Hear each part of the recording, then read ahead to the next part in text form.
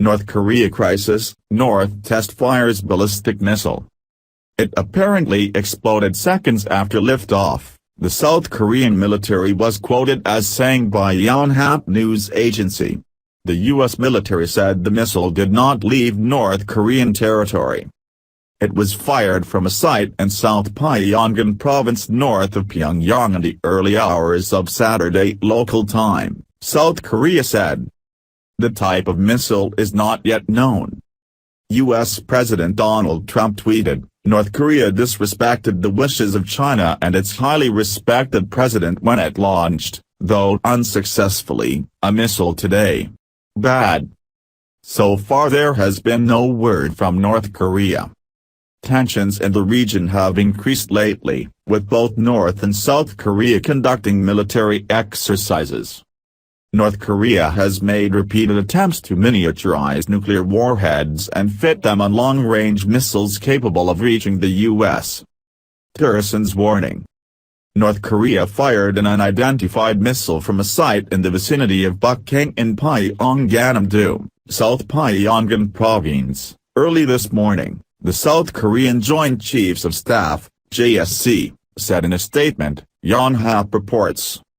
It touted that the missile apparently exploded just seconds after the launch.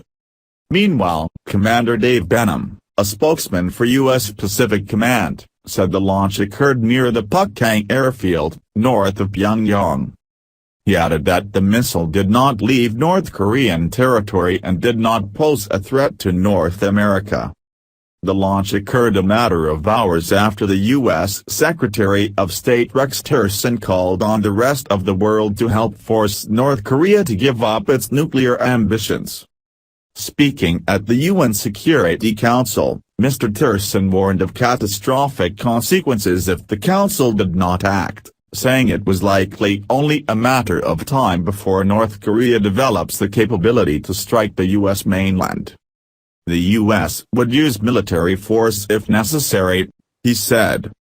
Mr. Tillerson accused Council members of not fully enforcing existing sanctions against the North, and called on China in particular to leverage its trade links as influence. But the Chinese Foreign Minister, Wang Yi, said the key to solving the problem did not lie with his country. What are the sanctions on North Korea?